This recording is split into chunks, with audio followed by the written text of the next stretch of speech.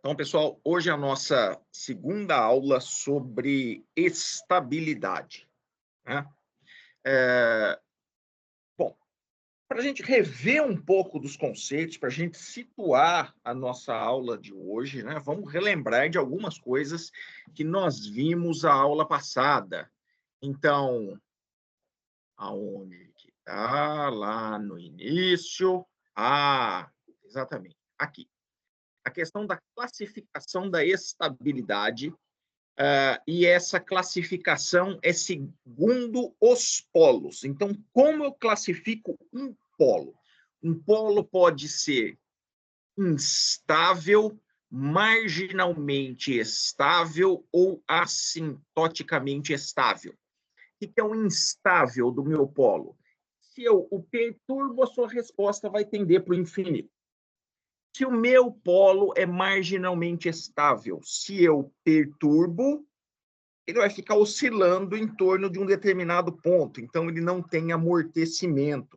Esse é um dos jeitos que eu posso entender isso daí. Tá?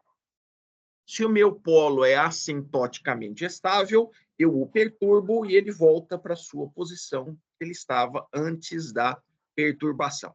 E como que eu olho isso? Eu vou verificar a parte real dos meus polos. Então, parte real menor do que zero, meu polo é assintoticamente estável. Polo real igual a zero, marginalmente estável, e parte real maior do que zero, meu polo é instável, né? E lembrando ali os nossos polos complexos conjugados, sempre é bom a gente relembrar disso daqui. Isso daqui é menos fator de amortecimento, frequência natural, mais ou menos J ômega D. E aí o que a gente tem? Fator de amortecimento e frequência natural. Um dos jeitos que talvez a gente possa entender, né? Por que um sistema ele ocorre de um jeito ou de outro? Olha só, parte real menor do que zero. É exatamente desse jeito. Na hora que eu calculo a resposta, em geral, isso daqui vai virar a minha exponencial, que joga os termos oscilantes para zero. Né? Então, esse sinal de menos vai também aparecer nas exponenciais. Se a parte real é nula, quer dizer, não tem esse pedaço aqui, e um jeito de entender de não ter a parte real, mas ter a parte imaginária, é fazendo o fator de amortecimento igual a zero, né? Já que o ômega n zera tanto a parte real quanto a parte imaginária.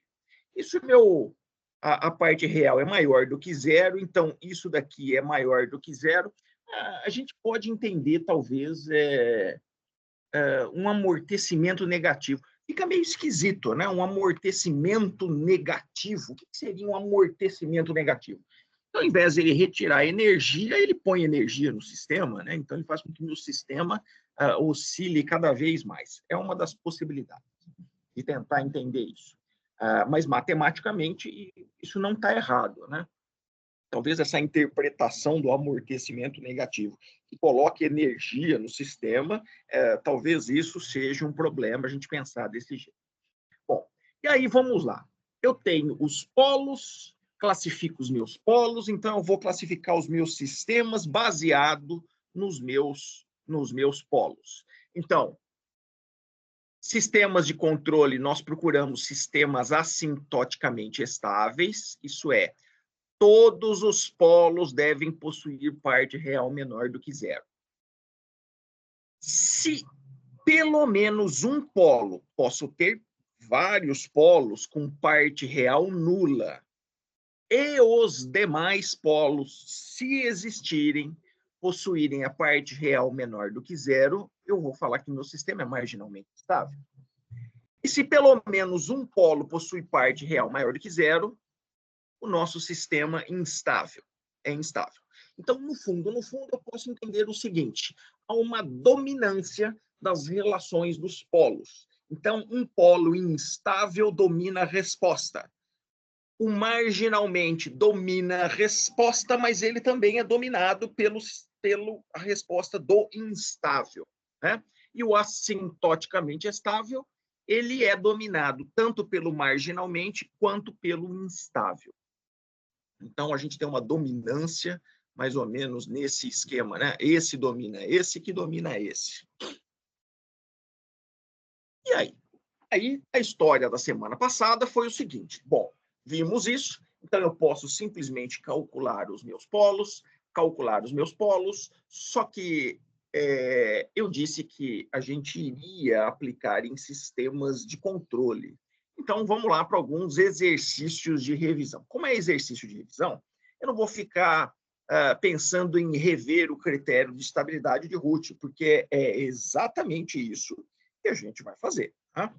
Então, olha só esse nosso polinômio aqui, g de S. 1 sobre S6, S5, S4, S3, S2, S1, S0.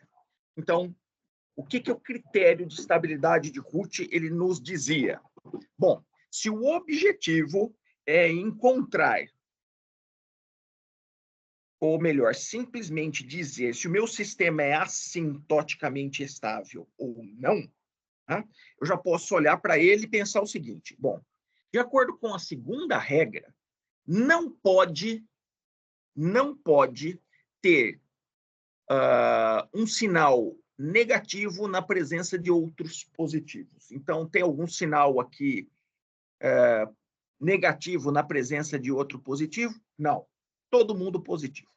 Aí, a próxima etapa é procurar, por exemplo, termos que estão faltando. Isso é, ele tem o S6, S5, S4, S3, S2, S1, S0. Então, não tem jeito. Eu olhando para ele, eu não posso dizer se ele é um sistema assintoticamente estável, marginalmente estável ou instável baseado nisso. Né? Eu comentei também na aula passada que, em geral, quando aparece um sinal negativo na presença de outro positivo, com certeza meu sistema vai ser instável. Quando tem um termo que é nulo, um desses S's aqui, as potências de S, for igual a zero, ele tem uma possibilidade de ser marginalmente estável ou instável. A gente não tem jeito a não ser aplicar o critério de estabilidade de Root. Mas, com certeza, assintoticamente, ele não será. Bom, e aí o que eu devo fazer, então? Vou no maior grau de S aqui, ó, S6. Aí eu venho, então, monto a minha tabela, começando em S6. S6, S5, S4, S3, S2, S1, S0.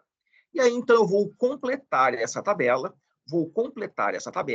baseado nos coeficientes do meu polinômio. Então, olha só, ele aqui, o primeiro coeficiente, 1, então eu venho, coloco 1 aqui, aí depois o 5, ele vem aqui embaixo. Lembrando, as duas primeiras linhas são preenchidas pelos coeficientes do meu polinômio. Próximo é o 10, 12, 11, 7, 2. Pronto. Agora eu preciso preencher com o resto que eu imagino, né? A gente precisa lembrar que o critério de estabilidade de Root ele vai formar como se fosse um triângulo aqui, ó, um triângulo nesse jeito. Então eu preciso calcular aqui, ó, B1, o B2. Vou precisar calcular o B3? Não, não vou precisar calcular o B3. E na hora que eu for calcular, eu vou falar para vocês, mas eu vou colocar o B3 aqui, ó, também, tá? Aí esse daqui vai ser o C1, o C2, o C3 vai ser 0, não vou colocar. Aí eu tenho aqui o D1, eu tenho o E1 e tenho o meu F1. Vou ter também o meu D2, que eu não vou precisar calcular. Peraí, por que eu falei que este eu não preciso calcular, assim como este eu não preciso calcular? Simplesmente pelas características do meu método. Do meu método, não. O critério de estabilidade Root, quando eu vou montar essa tabela, isso sai automaticamente. Então, não preciso calcular todos esses daqui, ó. Olha que interessante, né? Bom, agora vamos lá. Então, o meu B1, ó, eu vou voltar para cá agora. Então, tá aqui, ó. Né? montei exatamente isso daqui. E aí eu vou calcular, então, os nossos Bs, Cs, D, E e F. Começando, o meu B1, ó, o meu B1. O meu B1, para calcular, é simples, ó.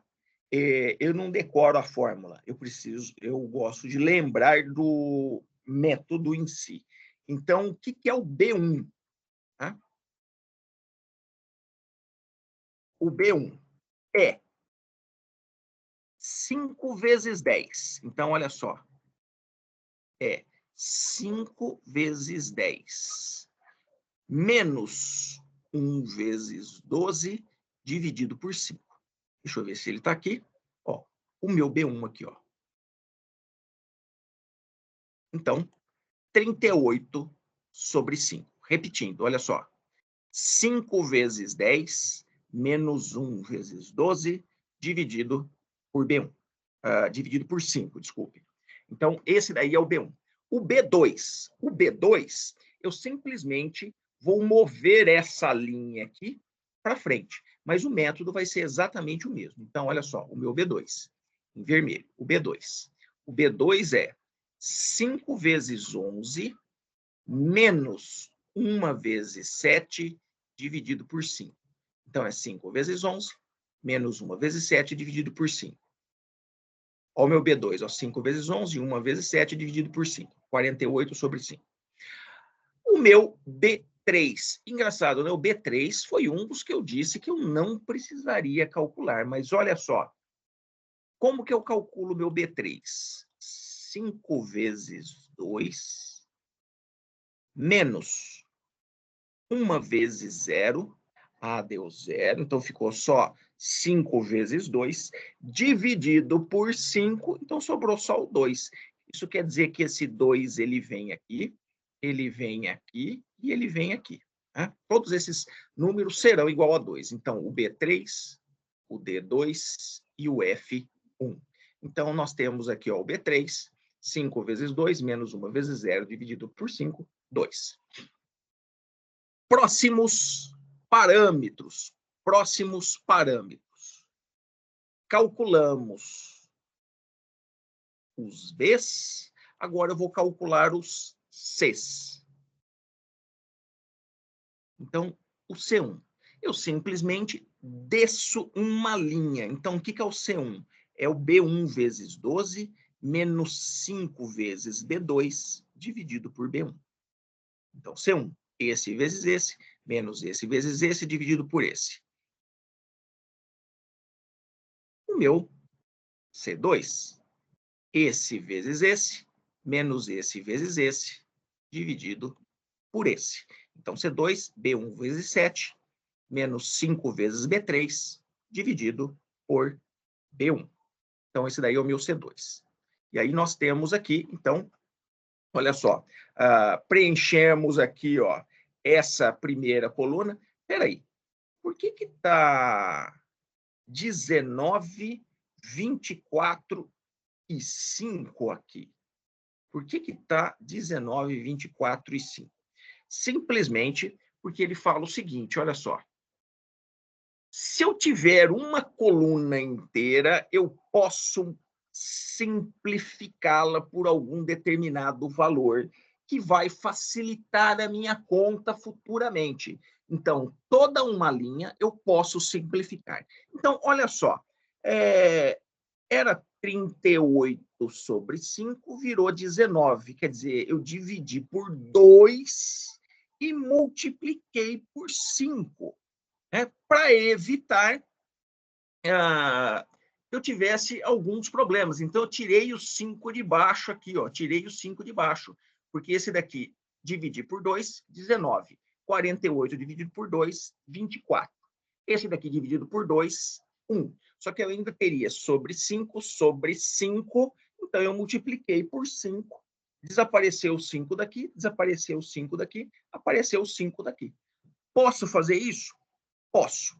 Em uma única linha, eu posso simplificar o jeito que eu quiser.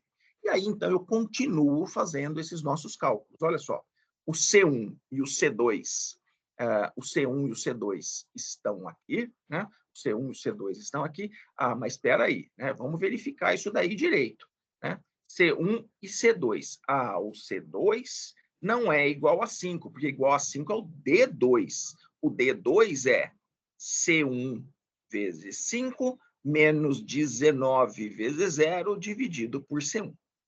Tá? Ó, peguei esses dois valores aqui. Como eles são dois valores iguais, eu coloquei 1 e 1. Bem mais fácil do que trabalhar com 108 sobre 19, bem mais fácil para fazer as nossas contas, né? E aí, olha só que simplicidade. O D1, 1 vezes 24, menos 19 vezes 1, dividido por 1, deu 5. O D2 é esse vezes esse, menos esse vezes esse, que é 0, dividido por esse. Então, o 5 que estava aqui veio para cá. Nota, ele começou com 2, aí virou 5, né? Justamente porque eu fiz aquela simplificação aqui. Posso fazer isso? Posso. O D1, 5, e o D2, 5. E aí, opa, vamos calcular o E1. Quanto é o E1? 1 vezes 1, menos 1 vezes 1, 0. Dividido por 1, 0. Isso significa que E1 eu vou substituir, como deu um 0 na primeira coluna, um 0 na primeira coluna, eu substituo esse 0 por um valor epsilon, mas que esse valor seja um valor muito pequeno, mas eu ainda considero que ele seja um valor positivo.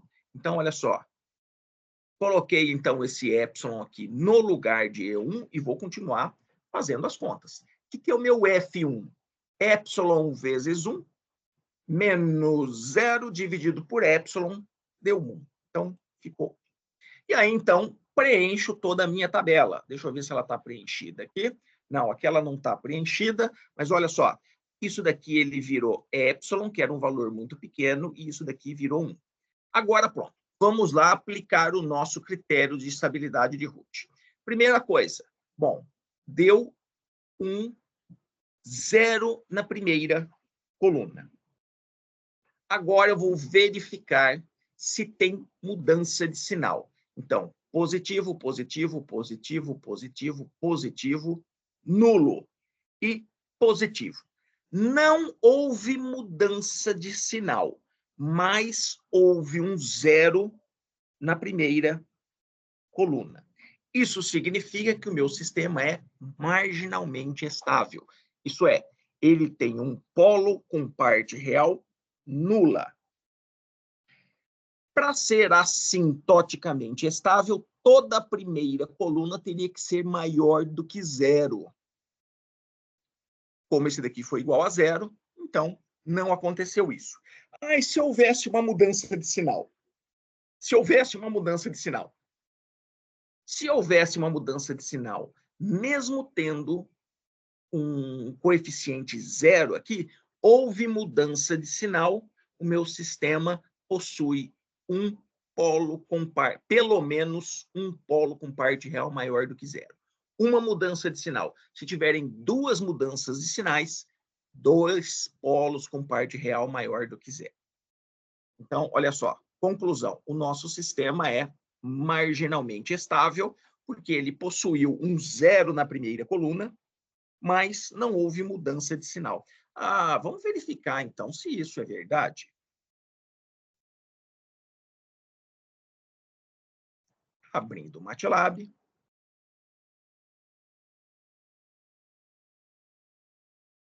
Então, vou calcular com essas raízes aqui. Verdade? Eu vou fazer até assim, ó. G é a função de transferência aqui, 1. E aí, então, 1, 5, 10, 12, 11, 7 e 2. Deixa eu ver se eu acertei. Vamos ver a nossa função de transferência. S6, S5, 10, 12, 11, 7 e 2.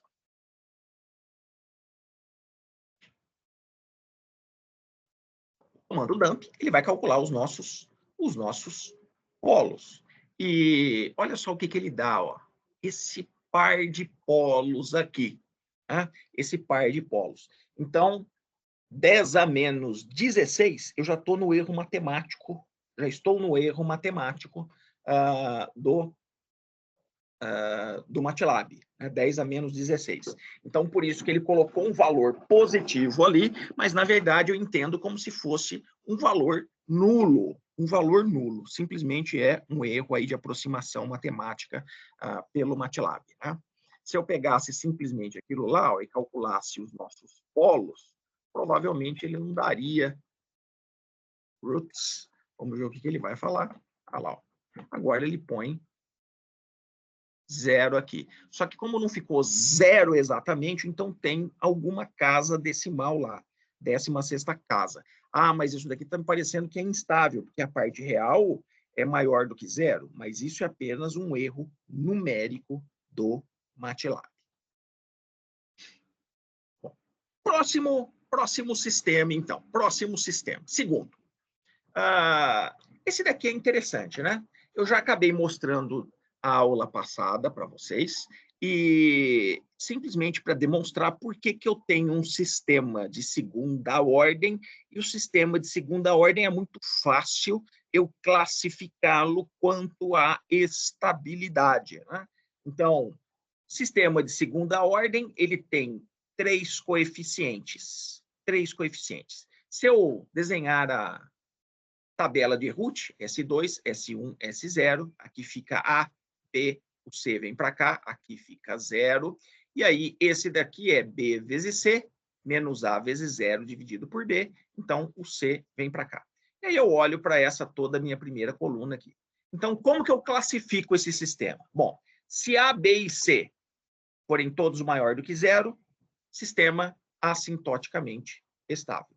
Se A, B e C forem todos menores do que 0, todo mundo é negativo, não há mudança de sinal e o meu sistema é assintoticamente estável. Né? Bom, e quais são as outras possibilidades que eu teria? Bom, a possibilidade mais clara é o B sendo 0. Né? Se eu tenho um 0 nessa posição aqui, ó, se eu tenho um 0 nessa posição, fica positivo, 0, positivo. Houve mudança de sinal? Não. Então, o meu sistema é marginalmente estável. Ah, mas espera aí. Né? O 0 pode estar só nessa posição? Não, ele também pode estar aqui. Né? Ah, ele pode estar aqui. O A pode ser 0. Opa, espera aí. Se o A for 0, errei o meu critério de estabilidade de Root, porque eu não posso começar em S2. Se o S2 é nulo, então tem que ser BS mais C. Então, eu errei. Isso quer dizer o seguinte, né? Esse A aqui, teoricamente, ele não pode ser 0. Tem que ser diferente de 0. E o C? O C pode ser 0? Bom, o critério de estabilidade Root, ele estabelece o seguinte. Primeiro, você retira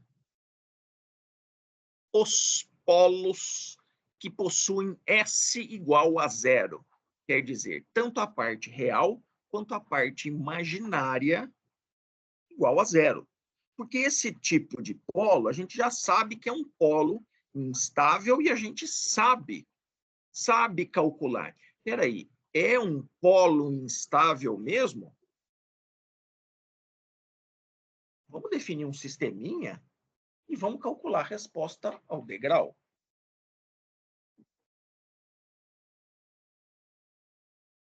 Então,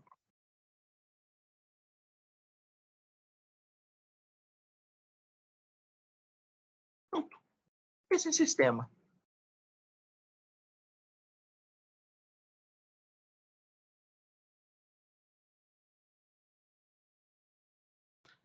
Olha lá. A resposta tendeu para o infinito sem oscilar para uma entrada degrau unitário. Tá? Então, por essa resposta tender ao infinito, o S igual a 0, eu posso classificá-lo, então, como um polo instável, o S igual a 0. Né? Então, eu preciso tomar muito cuidado com esse polo S igual a zero. E eu preciso retirá-lo antes de aplicar o critério de estabilidade de Hooke. Bom, agora sim, né? Porque, afinal de contas, até o presente momento, eu simplesmente peguei um polinômio e calculei as raízes. É muito mais fácil do que aplicar o critério de estabilidade de Hooke, claro. Só que a nossa intenção é aplicar em sistemas de controle esse método, para verificar se eu aplico uma entrada estilo degrau unitário, por exemplo, e a minha resposta ela será uma resposta limitada ou vai ser uma resposta contínua? Opa, peraí. Contínua quer dizer, ele tem um valor final. Uma resposta limitada é o meu sistema vai ficar eternamente oscilando, não vai para o infinito. Ou então ele vai para o infinito logo de cara. Então, vamos lá. O que isso quer dizer? Aplicações em sistemas de controle. O nosso objetivo é verificar, por exemplo, como que eu chuto as minhas constantes do meu PID? Né? Uma das possibilidades é aplicar justamente o critério de estabilidade de Hooke para verificar quais são as faixas dos valores do meu controlador que torna o meu sistema um sistema assintoticamente estável. Então, olha só, como exemplo, exemplo 1, eu tenho aqui, olha, um controlador. Então, controlador PI, eu coloquei um KP igual a 3, e aí eu pergunto, quais são os valores de TI para que o sistema em malha fechada seja assintoticamente estável? Vamos entender o que é ser assintoticamente estável. Quer dizer que eu vou aplicar uma entrada degrau unitário e a minha resposta do meu sistema vai tender para um valor final e um valor constante. Quer dizer, ele não ficará oscilando. Então, quero saber quais são os valores de TI que tornam o meu sistema assintoticamente estável. E por que eu escolhi o TI e não o KP logo de cara? Bom, lá no capítulo 6, eu havia dito o seguinte: qual é o controlador mais complicado que a gente tem? É o integral. E, principalmente, na forma do TI, porque ele tem outra forma? Tem o KI, que é a multiplicação de KP dividido por TI. Isso daqui é o meu KI.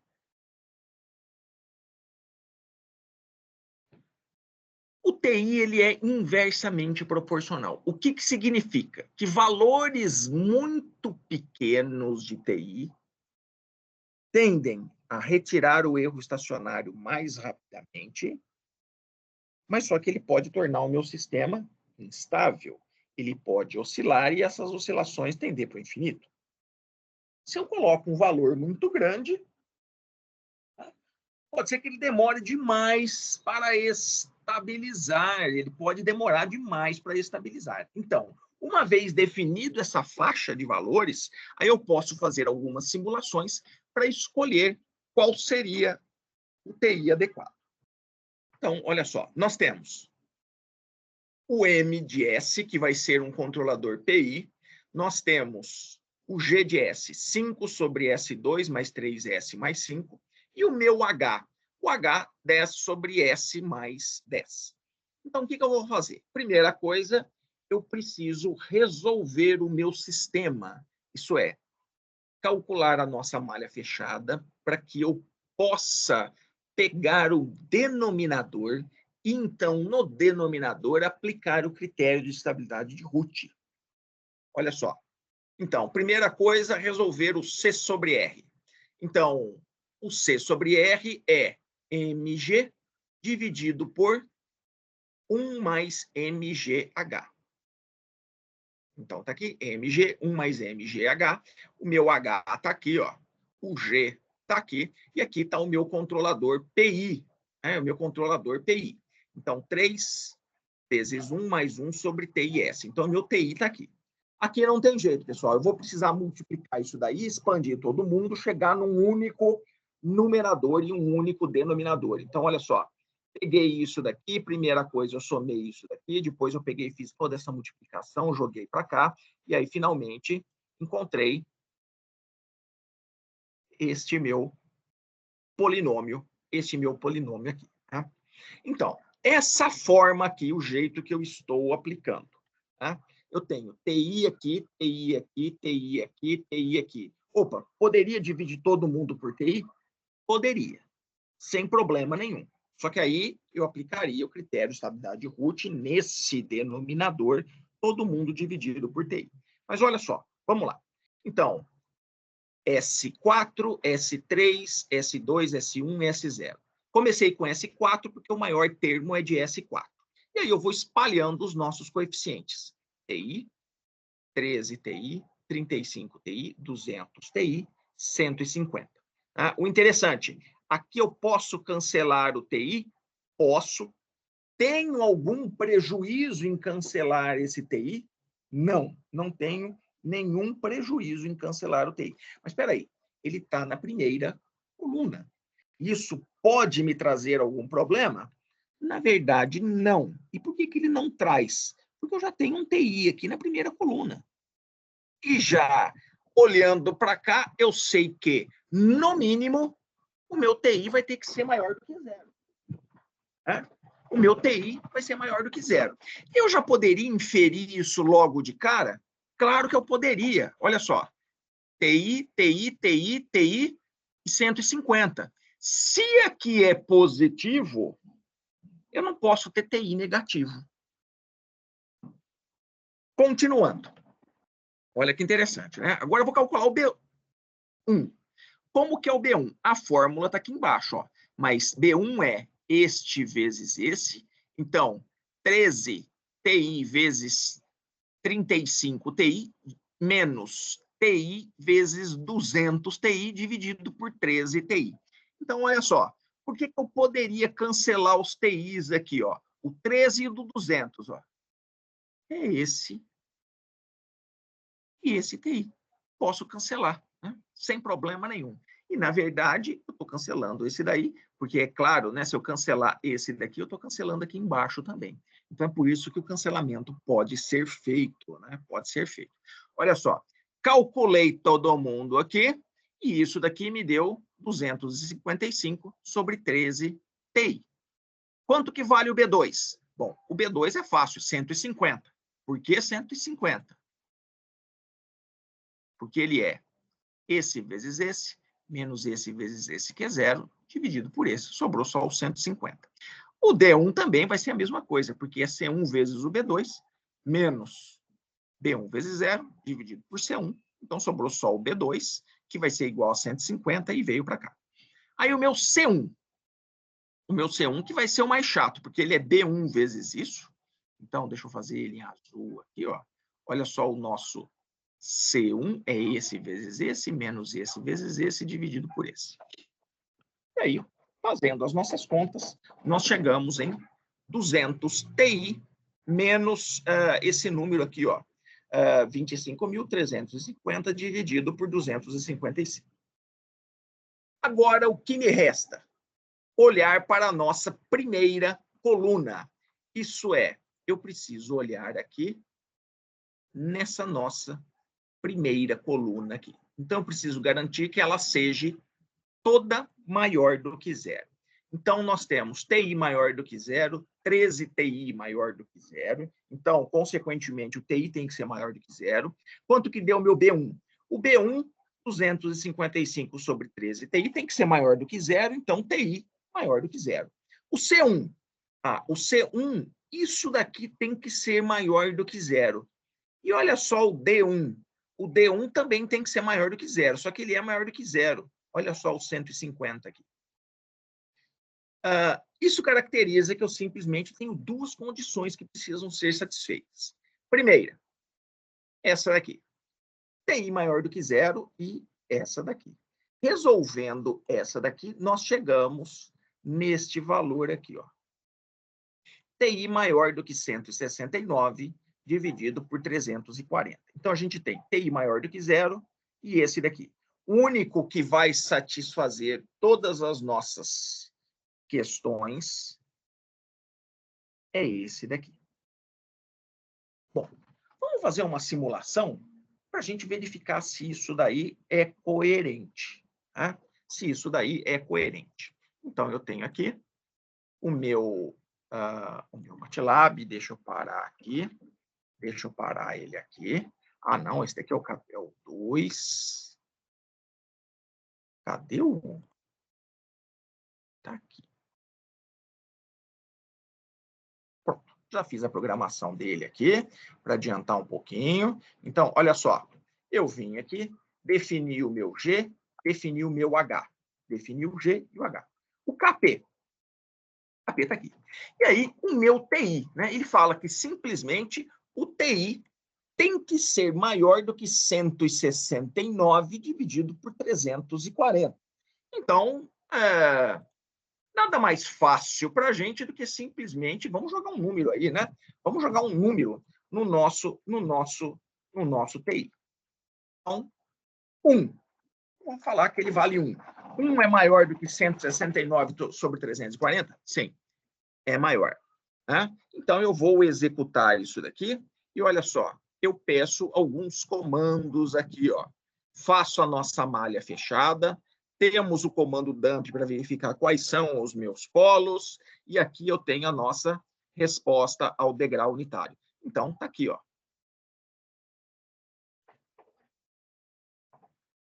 Eu não quero aplicar critérios de estabilidade, eu não quero verificar se o meu controle está bom ou não, mas o que eu quero verificar é a estabilidade. Então, meu sistema é assintoticamente estável. O que eu vou começar a fazer agora? Eu vou começar a diminuir esse valor. Mas olha só, vamos dar uma olhada nos nossos polos. Então, está aqui os nossos polos. Ó. Um polo puramente real, outro polo puramente real e um par de polos complexos conjugados. E agora eu vou começar a diminuir um pouquinho. Então, 169 sobre 340.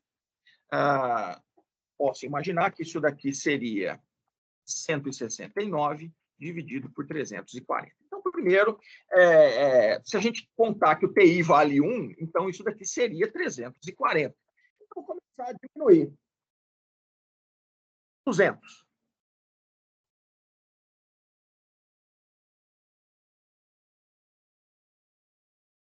Ele está rodando. Pronto. Ele rodou. Olha só como oscilou mais. Né? E olha só como é que ele oscilou mais. Olha esse amortecimento aqui, ó. 0,03. Houve uma queda brutal nesse amortecimento. É verdade mesmo? Vamos colocar o 340 e calcular ele antes. Ah lá, era 0,1. E com 200, ele foi para 0,03. Agora, eu vou colocar muito próximo. 170. Lembrando que é o 169 que a gente tem. Olha só agora, 0,001. Olha só o tanto que ele oscilou, mas ele estabilizou. Quer dizer, ele oscilou bastante, mas com o tempo essas oscilações são eliminadas. E exatamente o 169.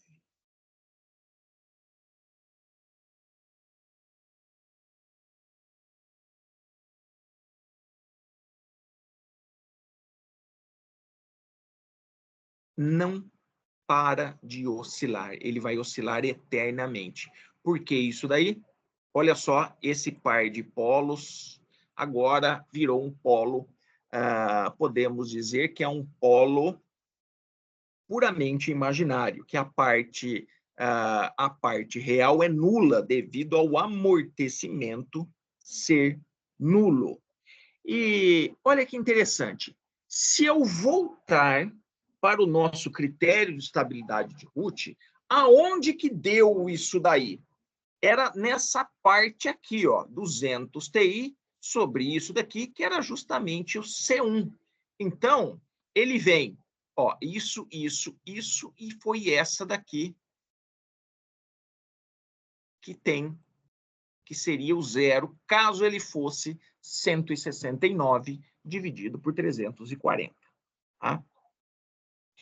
E por que isso é interessante para mim? Bom, eu já sei, pelo menos, eu não tenho uma faixa de valores, mas eu tenho a partir de qual valor o meu sistema é assintoticamente estável. Outro exemplo muito bom de sistemas de controle é esse daqui, ó. Né? É possível estabilizar um polinômio classificado como instável. Ah, eu sei que ele é instável. Conforme já foi feito antes, a gente vai refazer esse exemplo, adicionando simplesmente um controlador proporcional em malha fechada. Né?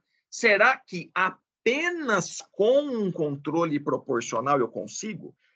Não quer dizer que sempre vai acontecer isso. Talvez eu precise do meu PID completo para conseguir estabilizar um polinômio caracterizado como instável. Mas esse exemplo, eu peguei esse carinha aqui, ó. 5S4, 2S3, 3S2, 4S mais 5. Vamos verificar a sua estabilidade. Vamos verificar a sua estabilidade.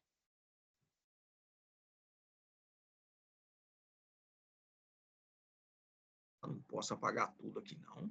Eu quero apagar isso daqui. Pronto. Isso daqui eu queria apagar. E aí, eu não tenho esse S6 nem o S5.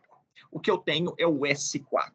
Então, fica 1, 2, 3, 4 e o 5. Esse daqui. Esse valor aqui, eu sei que é 2 vezes 3, 6. Menos 1 vezes 4, 2. Dividido por 2, 1. Então, esse valor aqui vale 1. Esse valor aqui, bom, aí eu caio naquela regra, ó. 2 vezes 5 menos 1 vezes 0 dividido por 2. Então, veio o 5 para cá. Esse daqui, ó. 1 vezes 4, 1 vezes 4, menos 2 vezes 5. Então, 4 menos 10, menos 6 dividido por 1, menos 6. Esse outro parâmetro aqui é o 5. E aí, vamos lá. Quantas mudanças de sinal teve na primeira coluna? Positivo, positivo, positivo. Primeira mudança. E aqui é negativo para positivo. Segunda mudança. Segunda mudança. Então, vamos verificar se é isso mesmo? No MATLAB?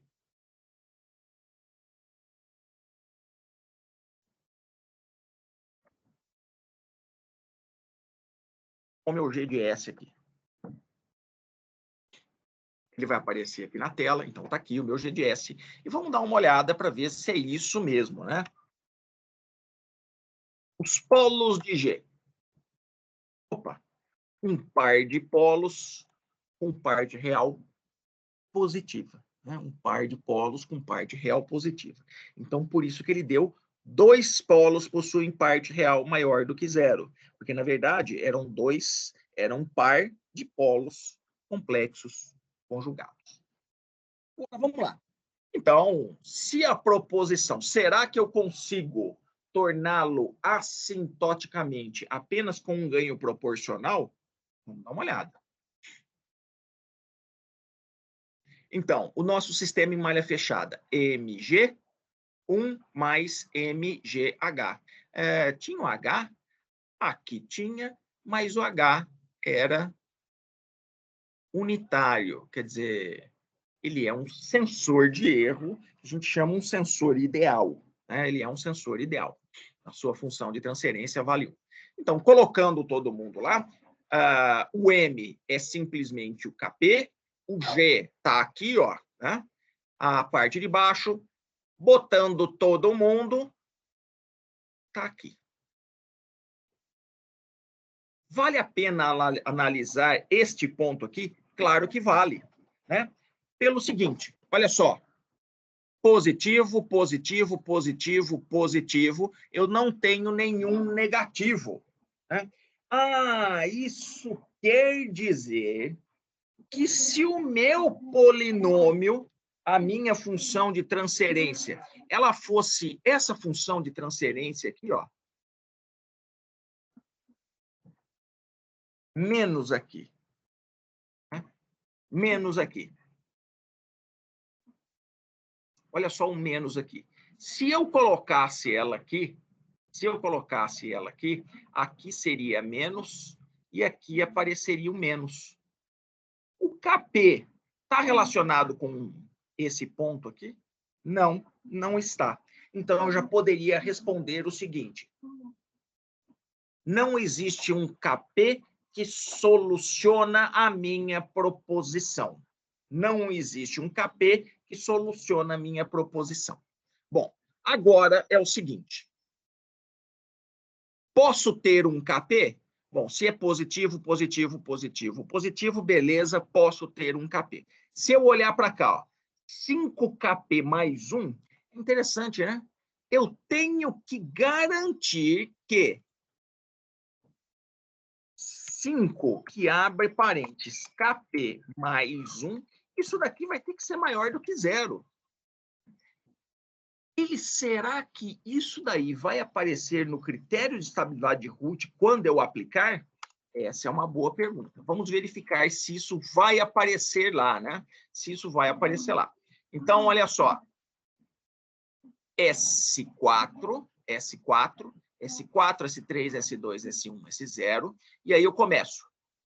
1, 2, 3, 4, 5KP mais 5. Pessoal, erro típico de prova. Né? Erro típico de prova. Na hora que o aluno ele vai começar a preencher essa tabela, ele acaba expandindo esse termo e colocando 5KP, e aí o 5 vem aqui para baixo.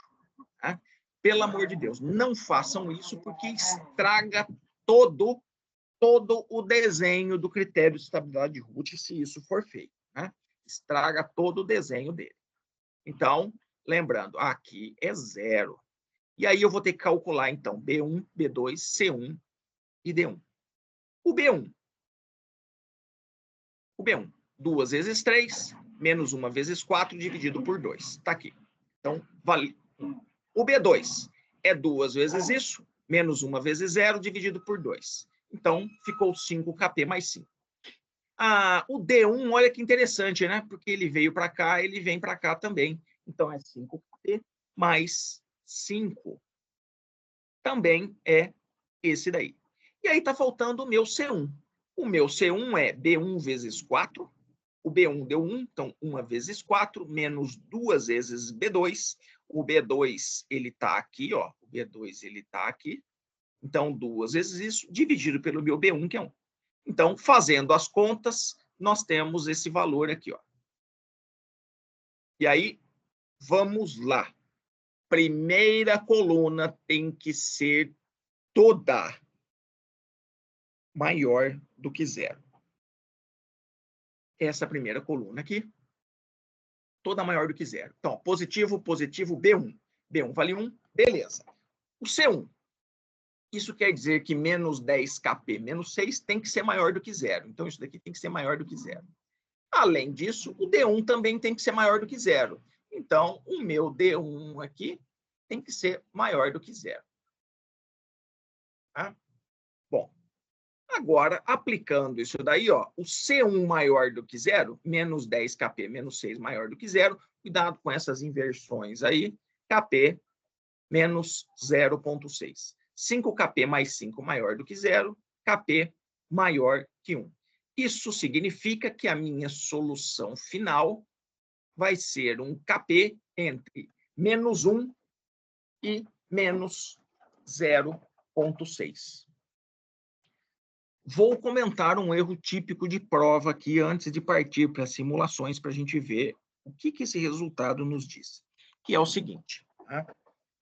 Vamos imaginar que na hora que vocês forem fazer essas contas, né, na prova acabou acontecendo, então eu vou colocar aqui, ó. Tá? Por exemplo, se acontecesse o seguinte caso, KP maior do que menos 0,6. Agora, para o segundo caso, KP menor que menos 1. Então, cuidado. O que isso significa? Então significa que ou KP é menor do que 1 ou KP maior do que menos 6. Não, está errado. Quer dizer, não existe KP que satisfaça a proposição, porque isso daqui eu estou satisfazendo, por exemplo, o D1, mas eu não estou satisfazendo o C1. E eu preciso satisfazer tanto C1 quanto D1 ao mesmo tempo. Então, cuidado. Tem que ser um intervalo que satisfaça todas as proposições colocadas no problema. Então, para esse caso aqui, qualquer valor entre menos 1 e menos 6, excluído os extremos. Então, vamos simular aí para ver o que dá. Tá? Vamos simular para ver o que dá. Então, entre menos 1 e menos 6, eu vou colocar exatamente no meio, menos 0,8. E vou simular isso daqui.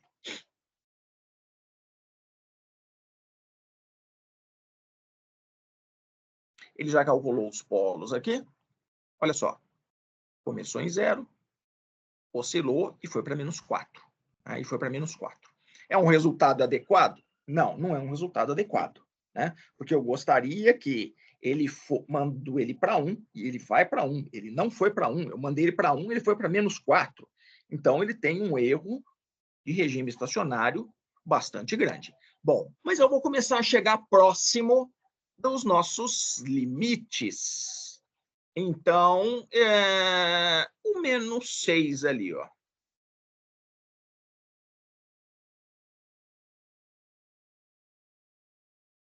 Não exatamente isso. 0,61. Pronto. Não é exatamente o meu limite, mas está muito próximo do meu limite. O que aconteceu? Olha só, um par de polos, perdendo o seu fator de amortecimento, quer dizer, ficando cada vez menor o seu fator de amortecimento, a parte real ainda é negativa, mas está indo para zero, Vamos usar exatamente o 0,6 ali. Exatamente o 0,6. Aqui, ó. É o erro do MATLAB. E olha só, o resultado, ele ficou oscilando eternamente. E se eu colocasse 59?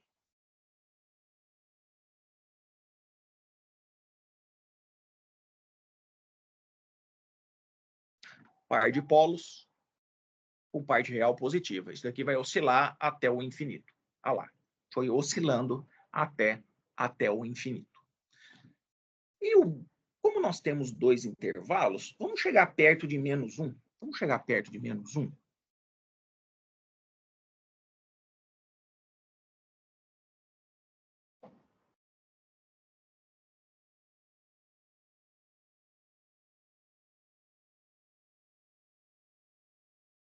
Que resultado bastante estranho, né? Ele está parecendo um sistema de primeira ordem meio invertido. Eu esperaria que essa curva aqui fosse para cima. Então, quer dizer, eu tenho um par que está dominando, que domina a minha resposta, um par que domina a minha resposta. Olha só, pode ser esse carinha aqui. Ele está dominando a resposta, é um polo puramente real. Mas ele ainda é negativo. Agora eu vou usar mais 2 noves aí. Vamos ver se a gente chega em algum resultado. Olha só ele caindo aqui, ó. Olha só ele caindo aqui. Dois zeros, mais 2 noves. Olha só. ele caindo cada vez mais, quer dizer, chegando próximo de zero. E o que está querendo dizer isso daí? Se isso daqui for igual a -1, quer dizer que eu tenho um polo com parte real e imaginária nula. Quer dizer, o meu S igual a zero. Olha lá, o meu S igual a zero. Por isso que ele deu essa linha. E aonde que estariam exatamente? O 0,6 veio disso daqui, ó. Veio de C1. E esse daqui veio o de D1, né? O D1 é o que ficaria aqui na base, quer dizer, eu estou zerando esse termo aqui, ó. Eu estou zerando esse termo. E zerando esse termo, eu caio naquele caso que eu tenho um polo igual a zero, S igual a zero. E se eu zerar o meu D1, eu tenho um polo com parte real nula, que é diferente do S igual a zero, que é um polo instável. Tá? Por isso que ele, aqui, ele tendeu para o infinito, mas ele não oscilou. E uma curiosidade, né? Professor, se isso fosse um sistema de controle só com um proporcional, será que eu conseguiria resolver isso daí? Claro que conseguiria. Essa foi uma das questões da prova, inclusive, né? Então, como que a gente deve fazer?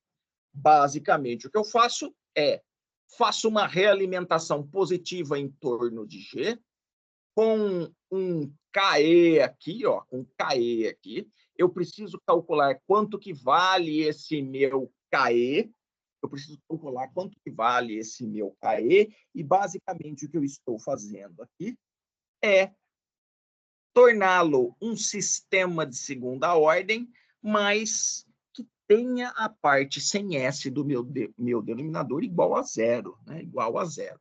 E como é que a gente faz isso daí? Bom, olha só. C sobre U, né, é o meu F. Então, eu estou falando que isso daqui vai ser o meu F de S. C sobre U. C sobre U. Fiz uma realimentação positiva. Então, quando eu calculei isso daí com KE igual a 1, ele deu, olha só, o termo sem S desapareceu. Agora eu vou fazer a malha fechada com o nosso ganho proporcional. Coloco lá, então, o M agora é o meu ganho proporcional. Aqui eu tenho o meu F de S, né? Tenho o meu F de S.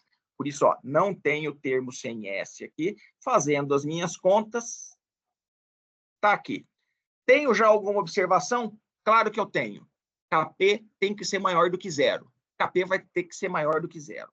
Vamos fazer as nossas contas. Então, 1, 2, 3, 4, 5 KP. Falta calcular o B1, 2 vezes 3, menos 1 vezes 4, dividido por 2. Deu 1. O B2, 5 KP.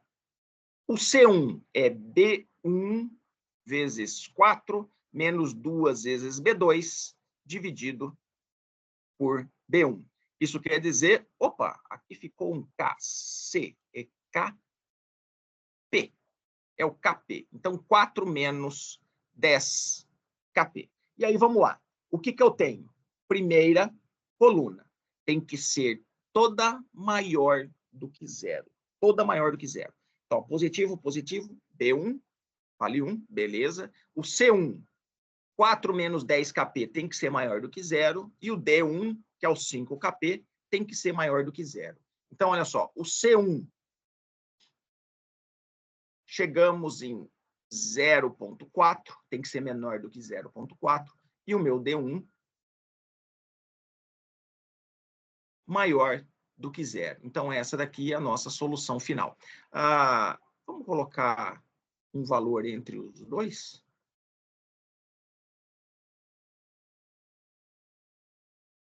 E alimentação positiva.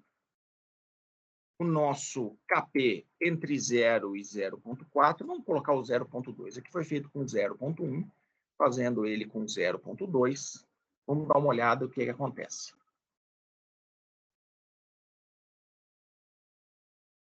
Esse daqui ainda é o de cima. Pronto. Esse daqui são os polos corretos. Então, deixa eu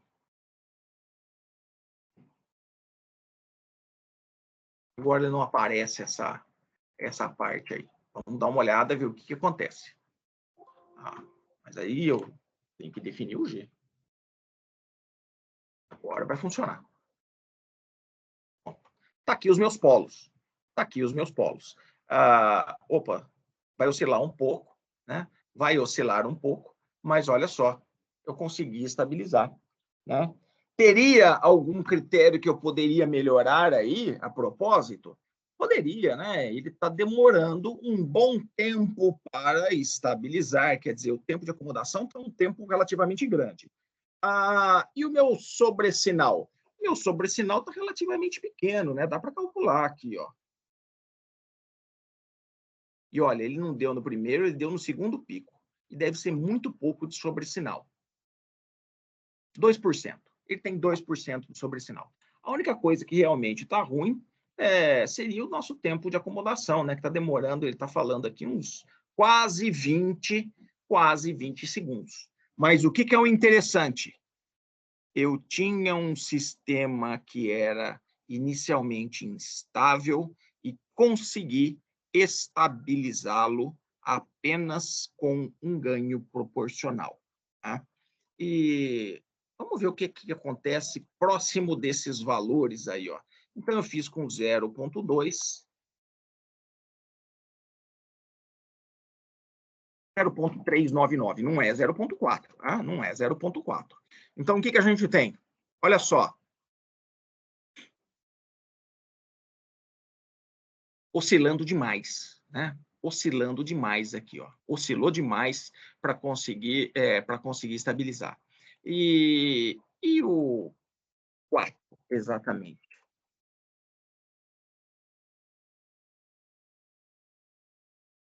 De novo, amortecimento nulo. O amortecimento nulo, ele vai ficar oscilando eternamente. E se eu jogar ele próximo de zero, é o termo S igual a zero que vai acabar aparecendo na minha resposta. Então, ó, não é zero, é muito próximo de zero. Vamos ver o que é que vai acontecer ali, ó. Olha só. Dominando a resposta, né? Dominando a resposta. Mas espera aí, ficou muito melhor do que o anterior. Cuidado. Olha a escala. A escala de tempo está muito maior do que estava antes. Então, na verdade, ele está demorando, ele demora demais para se acomodar. Vamos calcular quanto que está aqui, ó. Tempo de acomodação, olha só o tempo de acomodação aqui, ó. 30.000 segundos, antes era 20 segundos, agora está em torno de 30.000 segundos. Bom, com isso, pessoal, nós terminamos a nossa aula de hoje, tá certo? Que aqui está a resposta, né? Que é o critério de estabilidade root aplicado a sistemas de controle. E aí fica uma pergunta no ar. Se eu mostrei duas posições, então uma posição que ele oscila demais e uma posição em que ele demora mais para se acomodar, será que não teria um jeito de eu conseguir fechar um pouco mais esses meus parâmetros em torno de uma região em que essa região fosse um pouco mais adequada para mim? Espera aí, vou traduzir isso. Será que eu conseguiria dar um fator de amortecimento mínimo para o meu polo? Quer dizer, eu posso dar a ele uma parte real mínima, porque, afinal de contas, próximo desse 0,4, eu sei que me dá problema. Será que eu conseguiria fazer isso? Bom, isso se chama estabilidade relativa.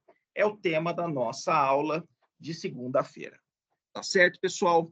Então, deixa eu parar aqui a nossa gravação. E a nossa velha pergunta: